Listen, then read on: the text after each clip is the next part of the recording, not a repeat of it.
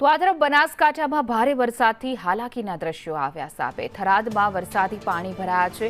નીચાણવાળા વિસ્તારોમાં પાણી ભરાયા છે। પાણી ભરાતા વાહન ચાલકો અટવાઈ ગયા છે।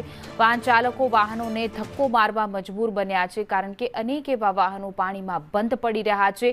રસ્તો દેખાઈ નથી રહ્યો, જાણે નદી હોય, તળાવ ભરાણા હોય એવા દ્રશ્યો સર્જાયા છે।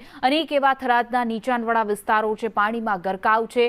અનેક જિંદગીઓ પાણી વચ્ચે રહેવા મજબૂર બની છે।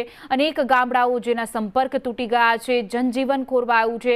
લોકોના ઘર સુધી, સોસાયટી સુધી, દુકાનો સુધી પાણી ભરાઈ ગયા છે। નદીઓ જે છે તે પણ જે શહેર અને ગામમાં ઘૂસી હોય એ પ્રકારના દ્રશ્યો છે।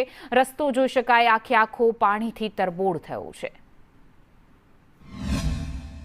गेस्ट हाउस की करे मोहम्मदार ऑफिस है, प्रांत साहब नो house, Ganesh society, Mahalakshmi society, Naivas, Barbarivas, Deepak residency सखत 4-4 फूट पानी में है અને હજી પાણીનો અવરોધ ચાલુ છે।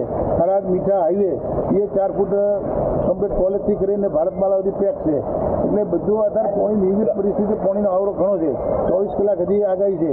અને થરાદ લોકોની શું પરિસ્થિતિ, ઘરોમાં કેવા પાણી? ઘરોમાં અમુક ઘરો સ્થળાંતર રાતે કરાવી નાખે તો જો પહેલથી સૂચના આપવામાં આવી હતી તંત્રએ, એટલે પહેલથી સ્થળાંતર થઈ જાય ખાસો। હજી અમુક તો સ્થળાંતર નથી થયો। આ ફ્લેટમાં હજી બધા ઉપર છે, એને સ્થળાંતર કરવા માટે ફાયર થરાદ નગરપાલિકા ફાયર બ્રિગેડ આવી ગયું છે, એ બધી કાર્યવાહી કરી રહી છે।